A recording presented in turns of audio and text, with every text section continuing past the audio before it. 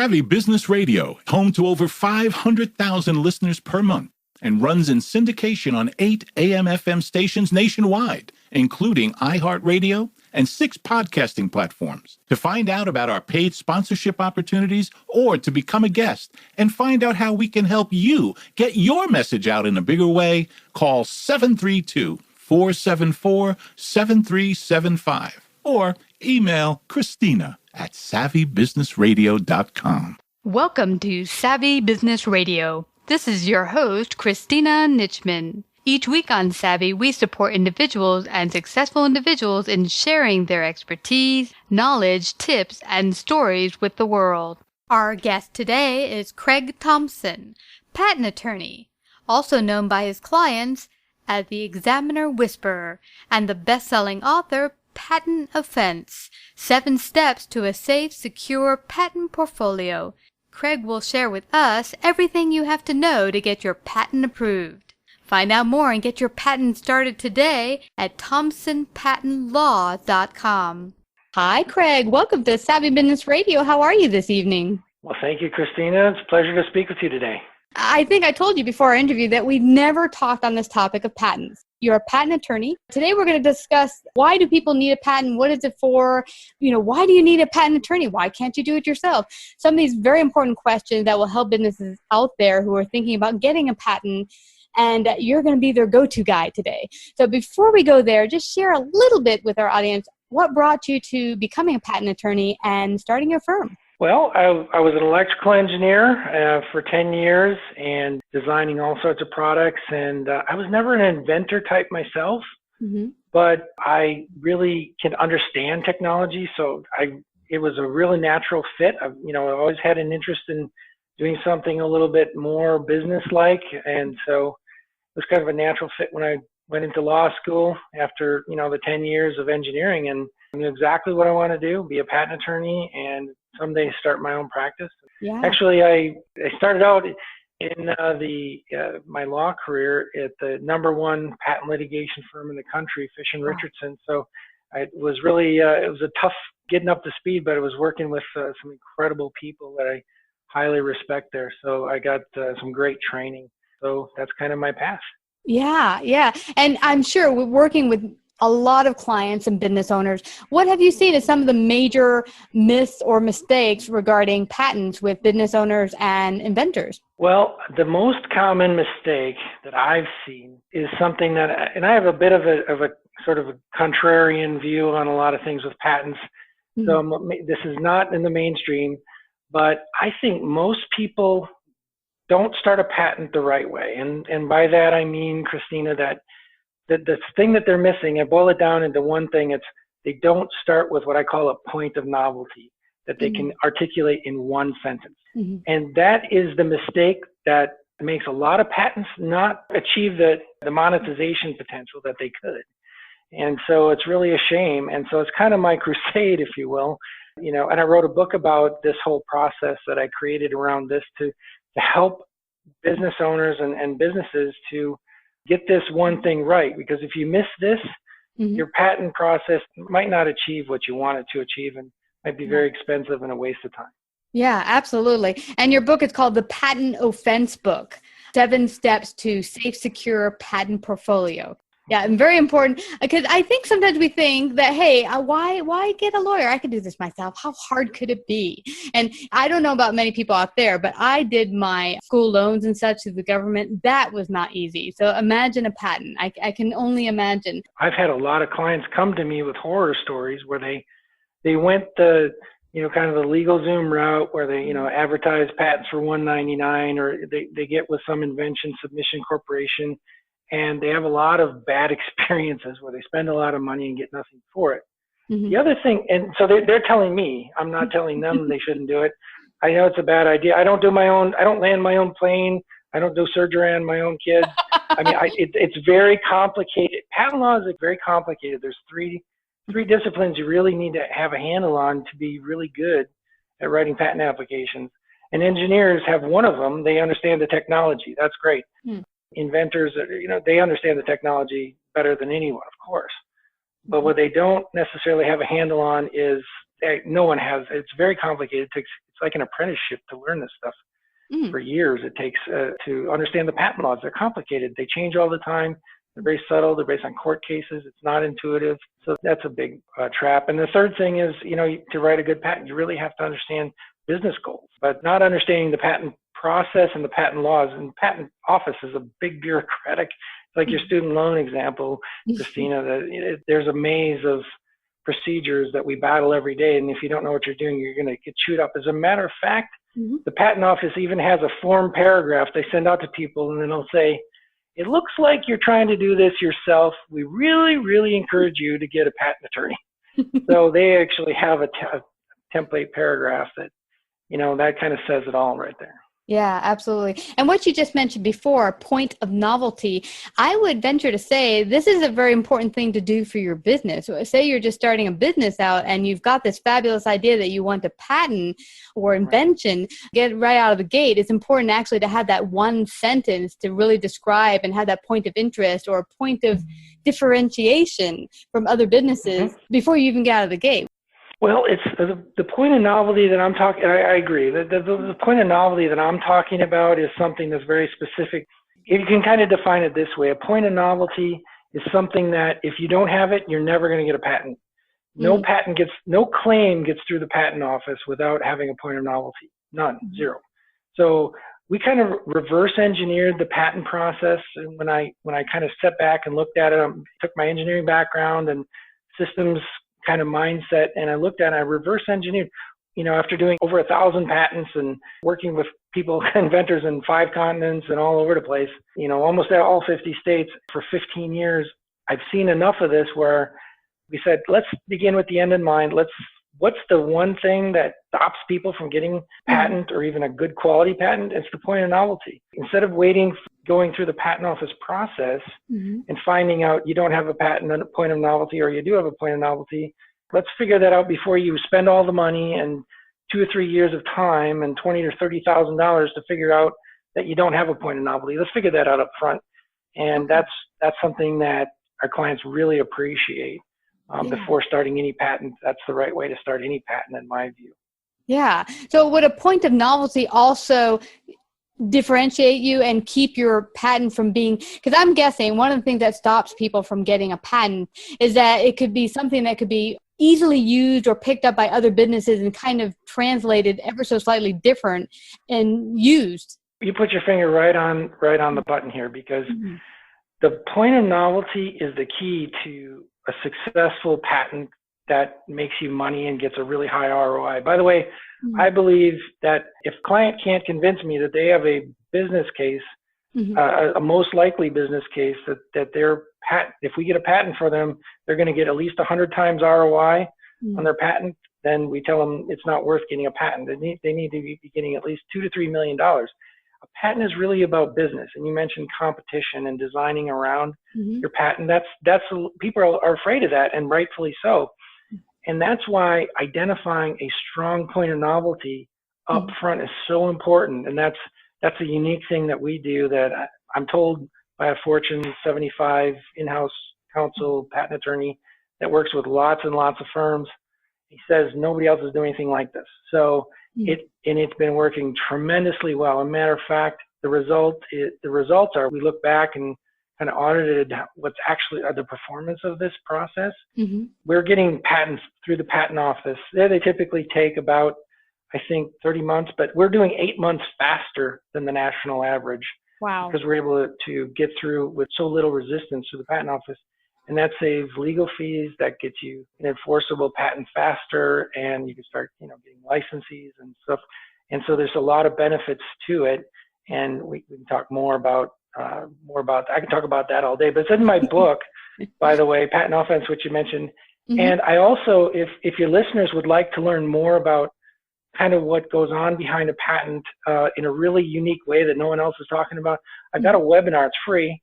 Your listeners can go to my website at thompsonpatentlaw.com and scroll down to the how to start every patent webinar. It's absolutely free. My book you can also get to my book on Amazon through there as well at that website. So that's something your listeners can check out if they're really interested in this topic. Absolutely. And they might be considering it and thinking for a long time, hey, this is something I want to do, but I haven't really taken the leap on it. It seems really huge. Mm-hmm. And I recall actually hearing in Shark Tank, sometimes when someone will come up with a really good product or an idea, the first thing that the Shark Tanks will say is, hey, Right. you have a patent on this puppy, because we don't want to put money as an investor down on your product if it's not patented, and a whole bunch of competition can jump right in and grab that puppy. Oh yeah, and now a patent isn't the solution for everything. I mean, a patent is a tool. It's like a hammer, but every idea isn't a nail. So I mean, it's not the right tool for every idea, and that's why one of the unique things that the 7-step strategic patent assessment process that I talk about in my book and in the webinar as well is sorts out the ideas that you should get a patent and from the ones that you shouldn't. And what I found that was really interesting is I worked with the biggest companies, especially at my old law firm. With Apple, Google, Intel, on and on and on and on. You can see the list on my website of really huge companies. And it doesn't matter if the idea comes from one of them or from a small medical company or electronics company or from a garage, startup inventor, an iPhone app or some, thingamajig invention. The thing that I found that's true for all of them, doesn't matter where the idea comes from, 30% of the time, we are able to tell them they shouldn't get a patent, which is really, really unique because we're actually telling people not to buy a patent from us because it's not going to do them any business good. And the reason when we put them through the 7-step process, we're looking for reasons for them not to file a patent.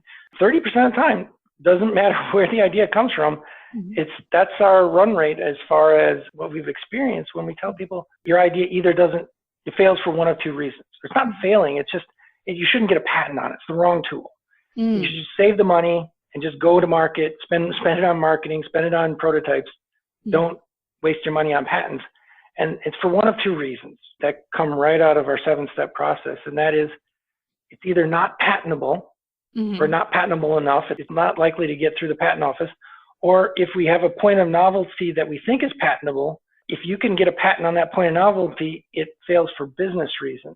One of 4 business reasons. And, things like it's too easy to design around, which is what you put your finger on. And your question is, what you can protect is too narrow, then your patent really is not going to slow people down. It's not going to be valuable. It's not going to be worth enough. And you're going to be spending money that you really don't need to spend on getting a patent. Yeah. Wow, this is fascinating. And you often talk about a patent cycle. What exactly is that, and why is it important for businesses to understand what the patent cycle is? Well, the patent life cycle is, the patent went from the day you file it to the day it expires is 20 years in the United States. Whoa. Okay. And so, you want to, there's another reason to get through the patent office faster because your patent your 20 years is running as soon as you file your patent, but you are patent pending the day you file your patent. So I look at it as there's 3 phases. There's before the patent office, there's during the patent office, and there's after the patent office. After the patent office, that's the real end goal. That's when you can monetize and fully monetize your patent. You can sell it, you can rent it, you can exclude others from importing, you can keep competitors off the market from selling your invention or infringing your invention. You can sue people to recover royalties and lost profits if they infringed. And that's the whole end game. And so we begin with that in mind. The point of novelty, again, is what's going to keep your patent, make it command respect. Because if you have a weak point of novelty, you may have squeaked through the patent office and they may have given you a patent. But if there's other what's called prior art out there, somebody's going to go and find that prior art the patent office didn't find, and then they're going to attack your patent. And a lot of times patents will get invalidated even though they've already been issued. So you want to have a really strong point of novelty because you want to have it stand up in litigation when it's going to be really tested. And if it can stand up in litigation, people will recognize it. People with kind of litigation backgrounds like I have, they'll see that that's a strong patent, and then they'll just pay the license. They'll just pay the licensing fees. They, okay, let's negotiate a license. We're not going to sue you because we're going to, we might not win. So, but if you have a weak patent, they always get sued on all the time. So it's sort of like, the old defense adage, if you're so strong, nobody's going to attack you. If you build up your military, you never have to fight a war. It's kind of like if you have a really super strong patent, it's going to command respect. And that makes it easier to do licensing deals. And a lot of people, when they skip this point of novelty, they end up with a weak patent, almost guaranteed. Mm. Yeah. And what I'm thinking, and the even more important reason why they have to give your office a call ASAP if they're thinking of doing a patent is and now this is what I read from the information you sent me, is that if they put through the documents and the patent goes through, it can't change for 20 years. You can't change anything to that document. It is as it stands, and that's your patent, period. It's a lot like baking a cake, Christina. Yeah. I mean, when you bake a cake, you mix up the batter and you put in some eggs and you mix up flour and sugar and whatever else, I don't know, butter. And then you put the batter and you put it in the oven, right? And once it's baking in the oven, you can't take it back out and add more eggs and flour and stuff. You can't do that. Same thing with patents. Once you file a patent application, whatever you put into that patent application, that's what you have to live with for 20 years. And what catches a lot of people when they try to go cheap, and they try to save a few dollars or they try to do it themselves, they end up, once they're they're already in the oven, they're already in the patent office, and they realize that they left something out or they didn't go deep enough on something because they didn't know exactly where the point of novelty was and they kind of missed it, then they can't add it in. And now actually, funny enough, they become prior art to themselves. It's too late in the game to add it in. You can't do anything about it, and the whole opportunity is lost. So that's why doing things right up front, I analogize it to a gambler and an investor. A gambler just says, hey, let's just, roll the dice and hope for the best. And that's how most people file patents. A lot of law firms, we've had to fix or try to fix a lot of things that were filed this way. That's how I discovered this when I saw what other firms were doing, and that sort of gambling mentality. It's just, let's get it in and then let's hope for the best. And it's like a roulette. Our approach is, let's not always try to push patents. Let's just say, does it make sense? And approach it like an investor would with due diligence. Investors make informed decisions before they make a decision to make an investment. And that's what I'm advocating for inventors and companies who are in your audience, is to not just always, go to a patent, even though that's what I do.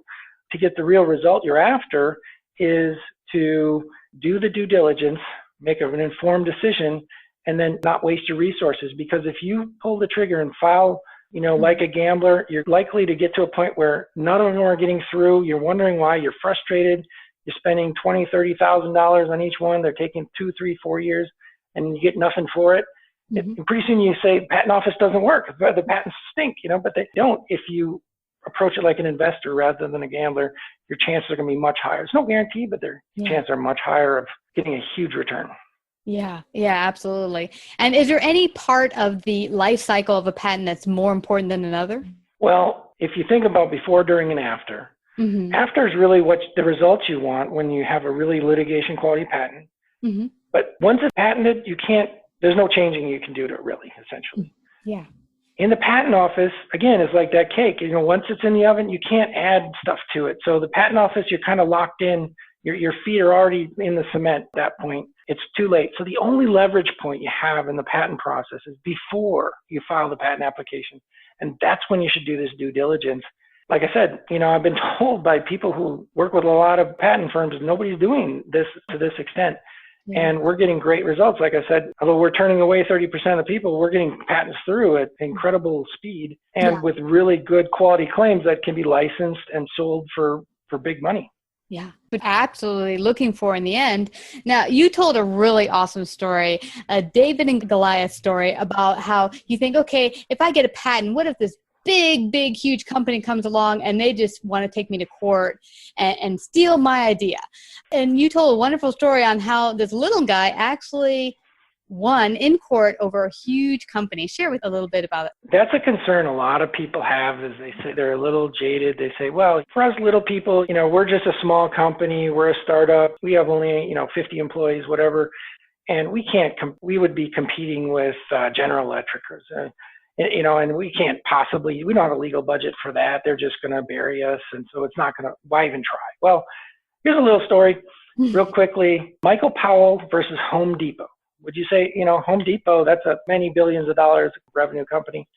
And Michael Powell was an employee of Home Depot. And in Home Depot, maybe you're familiar with, they have people at the back of the store that cut the wood with the saw for you. Well, what was happening at a lot of Home Depot stores is the employees were getting their thumbs cut off by those saws. Wow. So what Michael Powell did is he invented a thumb guard for those saws. Okay. And it was like a $1,300. He got a patent on it. You know, he did a patent on his own, and he's an employee of Home Depot. And so he had it manufactured and everything, and he was going to sell it to Home Depot. And his price was $1,300 approximately, if I remember that. I might not remember the exact numbers, but Home Depot bought it from China for $1,200. So they saved like $100. They were trying to save $100 per store instead of rewarding their employee. And so he sued them for patent infringement. He sued, basically his own employer for patent infringement. I'd say this is David Goliath, right? Would you agree, Christina? I mean, absolutely. I love it. Right. They said his patent's invalid. They said they didn't infringe. They lost. Home Depot lost on every single issue on appeal. And so he won, it was around $20 million he won. Wow. So this proved the idea, the notion that we're too small. He was able to get like the second best law firm in the country to do the litigation for him. Wow. How did he do that? It's called contingency fee. If you have a really good idea and a real good business case, that's the winning formula. If you have a patent on a good litigation quality patent, there's a path there. It definitely exists. And so the ingredients are a litigation quality patent, and that protects a commercially valuable choke point, something people want. And those elements, the value is just very high. Wow. And even if you're small, you can be a billion-dollar company. Yeah.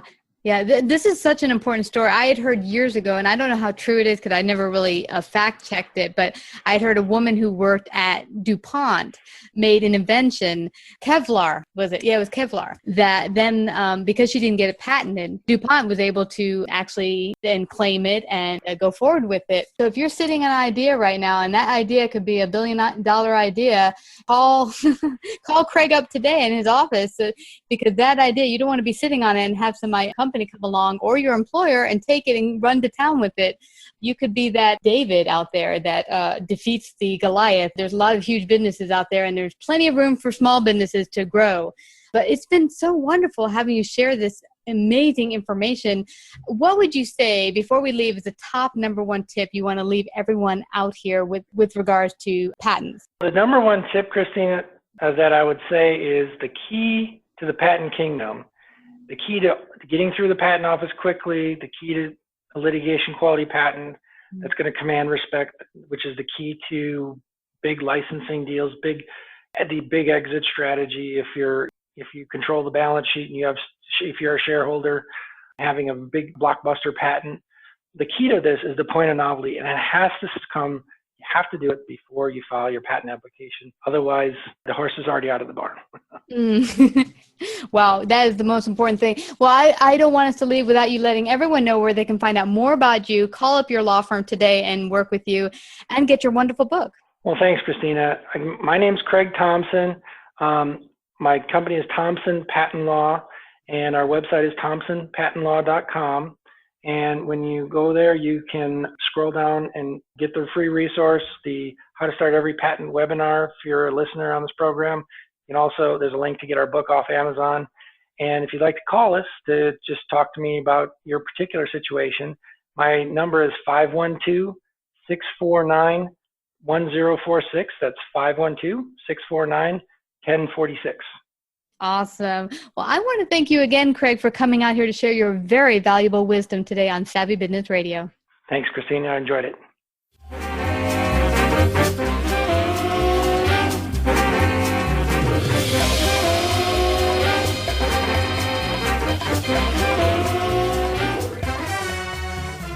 Savvy Business Radio, home to over 500,000 listeners per month, and runs in syndication on 8 AM/FM stations nationwide, including iHeartRadio and 6 podcasting platforms. To find out about our paid sponsorship opportunities or to become a guest and find out how we can help you get your message out in a bigger way, call 732-474-7375 or email Christina@savvybusinessradio.com. Welcome to Savvy Business Radio. This is your host, Christina Nichman. Each week on Savvy, we support individuals and successful individuals in sharing their expertise, knowledge, tips, and stories with the world.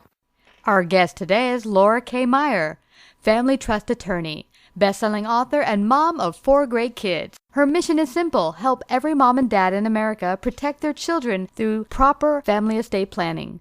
Laura's practice can help people in California. Find out more at meierfirm.com. Hi, Laura. Welcome to Savvy Business Radio. How are you this morning? I'm doing well. Thanks for having me on the show. You betcha. And actually, this afternoon. I'm a little late, but okay.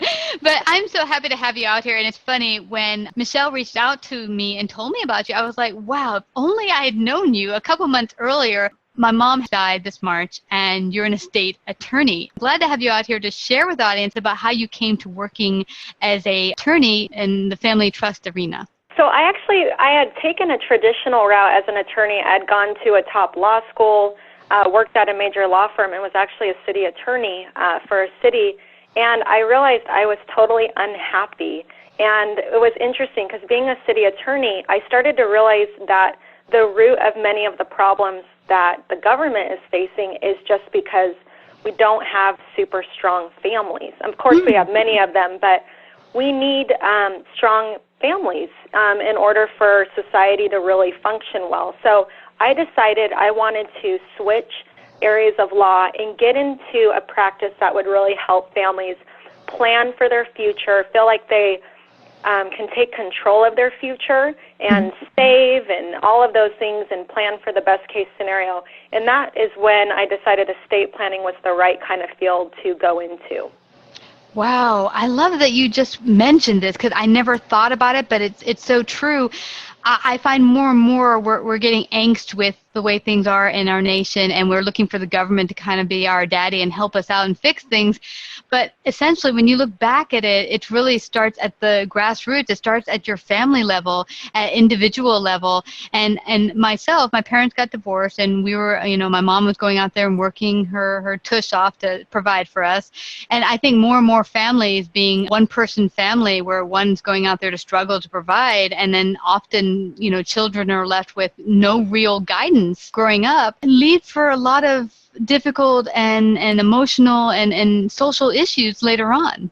I agree, and I'll tell you, I work with so many different types of families, married couples, same-sex couples, single parents, and what they all have in common is when they come in to do their planning, they're there because they love their family, and they're there to build a future for their family and make it work. And so even though many of our families may look, a little bit different, the makeup, it's really the heart, I think, of the parent or parents who are guiding that family, who want to give their kids a better life. That is where I love how estate planning comes in, because it's not just planning for your death. It's really planning for your future and making sure everything you're doing today is building a more solid future, and that you really do have something wonderful to leave behind when the time comes. Wow. And we talked before the interview, having gone through, working through the estate of my mom and such, that there were some difficulties. And I know we're not the only family who's gone through things. And we talked about how there'll often be one sibling or two will not be happy about how the estate planning took place. From what I heard from talking to quite a few people, that often the person planning the estate, either parent or grandparent or whatever, often doesn't discuss it with the people they're leaving the estate with. And then those people might not be happy with the outcome. What are some of your suggestions for anyone out there planning an estate, a parent, a grandparent, a family member for certain members of their family? How's the best way to go about planning? So if people have young kids, of course, those young kids aren't going to be a huge factor in what they're doing in terms of, they're not going to argue or challenge the estate, right? They're young. But especially when you have adult children, it's very common that there can be conflict when kind of the matriarch or patriarch passes away, and there's a lot of fighting. So what I recommend for the people who have grown children is, one, set up an estate plan, of course, because if you don't set up your own planning, that means your family is going to be left having to go through court, probate court, and that in itself is not going to bring out the best in people. It's a very long, expensive kind of painful court process. So just by setting up your estate plan, you're already setting up your kids for success. The second thing is you want to make sure your plan is up to date. So you don't want to just do it once, because oftentimes when someone passes away, the adult kids will say, well, Dad had an old will. That's not really what he would have wanted now. And so you can avoid that fight by making sure everything is current. And so I recommend every 3 years that you revisit the plan just to make sure it's up to date and that your family can see that those were your current wishes. And then the third thing I recommend is sometimes it's helpful to actually have a family meeting about the family estate plan. And especially the older generation, they tend to be more private. You know, our generation is, I think we overshare. We probably put our estate plan on Instagram and Facebook. And they are the opposite. They don't want to discuss their private affairs, and they really don't want to deal with the conflict that they may have a hunch might occur. The problem with that is when you don't bring it up with your adult kids, and you know there might be some kind of a conflict, you're really setting them up to air their grievances in court after you're gone. And so as difficult as it is better to let the family know what your wishes are. So even if they're going to fight over it, better to have them do it now when you're there to explain things than to leave it to them to duke it out in a court. Wow. So here's something I'm not clear on. I know my mom left a will, but is an estate plan the same as a will, or is it different? Because I heard you mention probate, and we did have to deal with probate, so maybe we didn't have an estate plan? So what an estate plan is it can include a will, a trust, all your health care directives, your powers of attorney. So if you're incapacitated, people can make your financial decisions for you.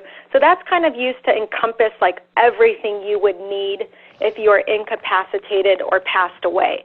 So what you experienced with your mom is she had a will, and was she in California by any chance? No, she was in South Carolina. Okay, so every state is going to be different in terms of what instrument you have to avoid the court process. So, for example, in California, if somebody has a will, that will direct where their assets go, but that doesn't avoid having to go through probate court and a judge having to oversee everything to administer, the assets. The only way to do that in a state like California and several other states is by having, in addition to a will, what's called a trust. And what the trust does is it allows you to pass your assets to your family the way you want privately without having to go through court. So probate in real terms is just a court proceeding with a judge overlooking the will and kind of, actually dispersing things out in the court. Yes. In some states, probate court is not as grueling as others. So I'm an attorney out in California, and here I always say, California, for me, I believe, is the best place to live, but it is the worst place to die without a proper estate plan. Because if you don't have a trust in California, you're really subjecting your family to 12 to 18 months in probate court, where it's open and public. Anyone can see what you have.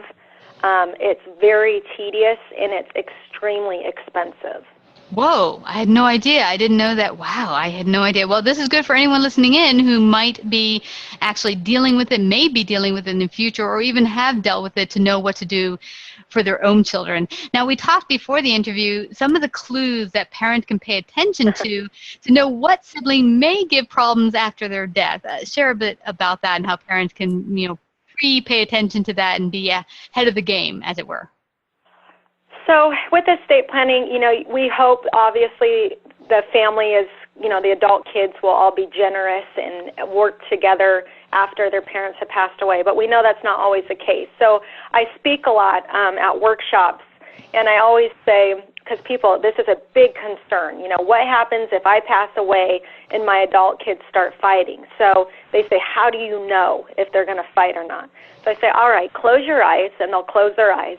I'll say, I want you to go back to Christmas morning when the kids are little. And, they kind of smile. And, can you picture them? They're around the tree, and they're smiling. And I say, now which child is eyeing what the other kids got and kind of taking a tally? And they'll kind of chuckle because in a lot of families, there is a child that tends to equate things and gifts with love. And so they're always on, the lookout for, did my sibling get more than me? Am I getting enough? And that's a psychological type issue that I'm sure if we had a therapist on the show, that would be great to talk about. But really trying to identify which child tends to be that way. And what I actually recommend is to leave that child a little something extra. And it doesn't have to be a huge monetary gift or anything like that. It could be something as simple as, the office furniture that they've always admired, or a family painting. But you want them to feel, sadly, as though they've made out slightly better than their sibling. And because the other siblings aren't that way oftentimes, and they won't care. They will be happy to know that you set them up to keep the peace. Wow. Very, very good information there. And so if anyone right now, say they're getting older, maybe their health is not super great, and they're thinking, hey, this is something I might have to start looking into. It's an uncomfortable subject to start saying, I'm going to plan for my death. How do you suggest people get started with the process of getting their estate planned? I actually love it when people come in to set up their estate plan when they're young, as soon as they own a home or they have kids. Because, again, true estate planning and good estate planning is not just thinking about your death. I wouldn't come in to do that. That's just too morbid. I like it when estate planning is thinking about the rest of your life. And it's a chance to look at your financial situation, your spiritual situation, your goals for your life, all the things that you want for your family and yourself in your lifetime. I like estate planning to be that planning period where you really look seriously about your future, and then address, how do I make sure all of these great things that I've done and built and acquired will continue even if I pass away.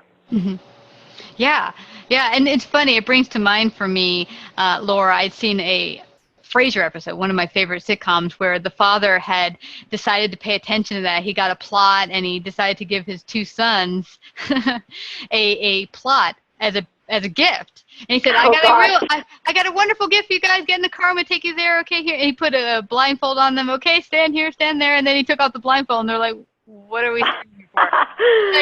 Like, here's your plots. And they were just like horrified. They're like, we don't want to talk about this and know where we're going to be buried. I know. Actually, if we have any clients when they're under 50, if they ask me, should we go buy plots? I say, oh gosh, no. Yeah, maybe financially that's better, but please, you're way too young to be thinking about that. Yeah. But I like what you're saying, Laura, about really looking at this as a future planning event, because as new parents, say, of a beautiful new child or something, you don't know what might happen tomorrow with your life, with your partner, your husband. Anything can change. Anything can happen. You might not be here next year for your child, not to think morbidly about death, but anything could happen. And to have it planned ahead of time to make you feel sound that my estate, my children, everything will be looked after when I'm gone. I agree. And in fact, the book that I wrote, Good Parents Worried Great Parents Plan, that is a guide for parents of young kids, because we oftentimes in estate planning talk about older people planning their estate and their adult children and all of those things. And while that certainly happens more frequently, a lot of times the families with young kids are overlooked, when in reality those little ones are completely dependent upon their parents for everything. I mean, literally even a bath and brushing their teeth. And so if the parents are to pass away without any kind of planning in place, many of them don't even realize that that means their little kids could be placed in temporary foster care until a judge can step in and appoint a long-term guardian, and the judge would choose to raise those kids. And then all the money left behind eventually would go outright to the children when they turn 18. So that's a situation that should not happen, and the only way to avoid that, unfortunately, is to make sure that you set up your estate plan and name guardians for your kids, create an emergency plan for them, and to make sure all your money would go to them to support them, but not to them when they're 18, later down the road at a more appropriate time when they're ready to receive that kind of responsibility. Yeah, I mean, because no parent wants to think I won't be here later for my kids, but we have heard of couples who have died in a car crash and such. And the last thing you want is for a judge who doesn't have any personal experience with the family or with the children to be deciding the fate of your children. Oh, exactly, and they don't want to do that. They would much rather have the parents make that decision in advance, so they're not put in that position. And yes, really, it's absolutely imperative that parents do this for their kids because, unfortunately, yes, parents do pass away.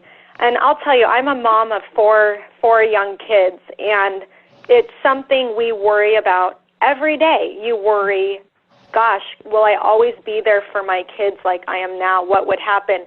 And it is such a good feeling knowing you have all of your affairs in order. Still, of course, worry about something happening to you or your children, but you do feel so much better knowing that you've done everything in your power to make sure they're set up for their lifetime. Well, that is such a great plan for anyone getting started. Now, you say young. You say, if you have young children, is it good to get started, say, if you're not married yet, but you do have quite a bit of assets? Does it matter at that point? Absolutely. I think all adults should have some form of legal planning and estate planning. Even what people don't realize, when your 18-year-old goes off to college and is now 18, you can't make their medical decisions anymore. Oh, wow. They're adults, and so that's when actually estate planning should begin at some level of making sure there's a basic power of attorney in place so you could talk to the hospital if there was an emergency to find out what's going on with your own young adult child. And then from there, as you age and you do acquire assets, that's when you're going to start to really look at having a will or a trust in place. So the good thing about estate planning is you can start wherever you're at. You may not need the full extent of estate planning when you're young, but you do need some level. So determining what you need is extremely important, and then getting started. Wow, I'm so glad you brought that up. I had no idea that if I had an 18-year-old child, that at that point, legally, if they got hurt or in the hospital in a coma, I could not decide their fate. I could not have any call on it. So it would basically, I would assume, be the call of the hospital administration to decide their fate.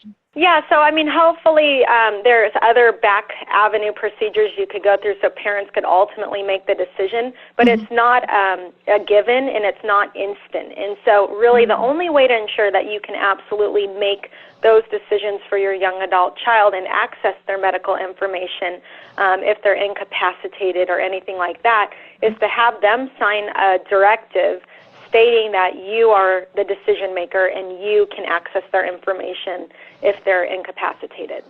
And also say, for some people that I've talked to, they don't have living parents anymore. Even for yourself, if you have everything lined out, your estate and otherwise, you have no kids or whatever, but say you want a do not resuscitate order, having that ahead of time, that way you can make precautions that, hey, if anything should happen and I go into a coma or my heart stops and they keep trying to resuscitate me, you can decide ahead of time and have it legally worked out where you have a do not resuscitate order. Absolutely, and it's, that is such an important thing to do, to state your end-of-life wishes, because even if you've told your family members or partners or friends, whoever it is, what your wishes are, if you really were incapacitated, that would be a complete shock and a very difficult time for anybody, close to you. And so having that directive where they can physically see it is extremely helpful when you're in those kind of situations. Wow. Well, I loved our talk early on about really understanding your kids ahead of time and also having a meeting with your kids. I know it can be uncomfortable. In that same episode of Frasier, that they actually started to sit down and decide what would be doled out where and such. It can be a really uncomfortable subject to broach, but what's interesting about it, and I think what's cool, if you're able to be open with your kids and talk about it ahead of time, if they start having gripes, you can actually, as you said earlier, address them and say, no, it's not that I don't love Timmy more than Jim. It's, it's just that we are leaving this to you for XYZ reasons. Like when we talked earlier about my own family, there were certain reasons why certain things were left to some family members and not others. It's not a matter of I love you more or less. I absolutely agree, and that's why those family meetings, especially when they're with a third party like an estate planning attorney or a religious leader or a therapist, somebody kind of more objective, they are very helpful. And I'll give you a real life situation. We had a family come in. There's 3 adult kids, and the mother had just set up her estate plan. And in this case, the family had a boat, and that boat was tied to all the memories they had with their late father. And so all of them naturally wanted the boat. But when it came down to it, it was very clear that one of the family members actually knew how to maintain a boat and sail a boat, and was in a position to financially sustain having a boat if the family were to pass away. And the family, actually the adult siblings really argued over the boat in my office, and the mother was mortified. She was very apologetic that they were fighting, and I said, no. I said, don't apologize. I would much rather have them duke it out right in here in front of you than in a courtroom after you're gone. And by having that meeting, they were able to come to an agreement on what was best for the boat. And my other side advice for all families is just never buy a boat. That seems to always be a fight with people. So just don't buy a boat and don't buy a timeshare, and you will avoid many, many fights in the future with your family. Wow. So timeshare, how does that work? Because I've heard that timeshare, you're buying a piece of of an apartment or something somewhere where you can vacation for certain time periods. But why is that a bad idea like the boat? As far as so with the timeshare, oftentimes, again, that's tied to family memories. And if you only have one timeshare and you have multiple children, some of them, more than one may really want the timeshare. And so oftentimes you can see conflict there. The other issue is timeshares, oftentimes family members have to travel to them, and they may not have the resources to continue traveling after you pass away to the timeshare. So that's another issue people should consider. I am not, and I'm sure anybody who sells timeshares would not like this, but as an estate planning attorney, I will tell you most people do regret the timeshare, and they're not sure what to do with it after they pass away.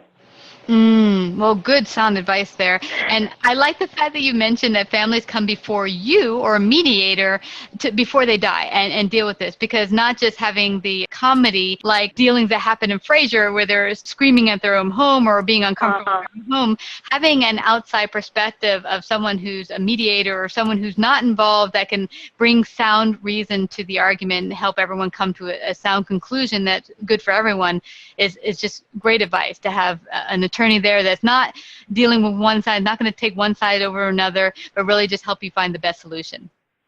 Yeah, and especially because, any attorney or mediator, your family is not the first that they've had to deal with in that situation. And so oftentimes they will be able to say, hey, this is actually how this will play out. And a lot of times arguments are based on incomplete information. And so by having someone there that's well educated and really does know what would happen and how things would be distributed, that helps families, have a better idea of what really happens instead of what they may have heard or thought in advance. And this is great because we've talked before the interview how there's a number of families who have had things go down after the fact that they weren't too pleased about. What would be your advice to, say, siblings or family members who they feel jilted and didn't get what they felt was the proper distribution? That's a tough situation because I've seen firsthand adult siblings be so awful to their other siblings after a parent passes away. There's a lot of greed, anger, and entitlement. And for a lot of people, it's really hard to get past that, and that's where you see families fall apart. If you experience that with a sibling, but you know that in general your sibling is not a toxic person and has been a good family member in the past, it is really, really to your own benefit to try and let it go. and move on. I just read this morning a story about a brother who spoke at a funeral and said, when we were young, I put a chalk line down the middle of my bedroom that I shared with my brother. And did you know I never spoke to him since? Oh. And that is so sad. And I could tell you so many estate planning stories where families literally fall apart. And so if you are someone that has been shortchanged by a sibling and they were awful, you could cut them out of your life and everybody would perfectly understand that. But if there's room to just take one step forward towards patching up that relationship, it doesn't have to be a big emotional, let's forget the past, but just take one step positive back towards that person and see where it goes. Wow. That is such wonderful advice. Wow. Thank you so much, Laura. This is so important for so many families out there. I wish I knew you months earlier. I do too. I wish I could have been there for your family during that time. And it just, from our conversation earlier, I can only imagine that your mom must be so proud of you and really just so thankful for how you handled her entire situation. Yeah, and most of my siblings were totally awesome, and I'm so blessed to have a wonderful, wonderful family. But I'm grateful you came out here to share your wonderful wisdom with anyone who might be going through it or should go get their estate plan so they won't be going through any turmoil in the future with their families. But please let everyone know where they can find out more about you, call you, work with you, all that good stuff. Okay, so I am a California family trust attorney in Newport Beach, California, and we're able to help families in California or those who own assets here. And our website is meierfirm.com, and it's MEIER firm.com. And then you can also order my book, Good Parents Worry, Great Parents Plan. It's available on Amazon. And I have to say I'm excited because it's actually a bestseller now. So please feel free to check it out. If you're a parent of young kids, you can order that book, and I'll tell you everything you need to do to protect your young children with an estate plan. Wow, totally valuable information. Again, I just can't thank you enough, Laura, for coming out here to share your valuable wisdom today on Savvy Business Radio. Well, thanks for having me. Here's some exciting excerpts from upcoming interviews. Dave Kirpin. Exactly. And confidence is extremely contagious, and so is a lack of confidence. So, it's just confidence adds a lot of value, not only to you, but think about how much value you add to others, given that confidence is contagious. So, think about it this way, for those of you that are sort of nervous about being overly confident. When you are confident, you are doing your network and your associates and your friends and your clients and everyone that you interact with, you're doing them a service. You're actually doing good for them with your confidence. Yeah, and don't be scared to just strut your best stuff out there.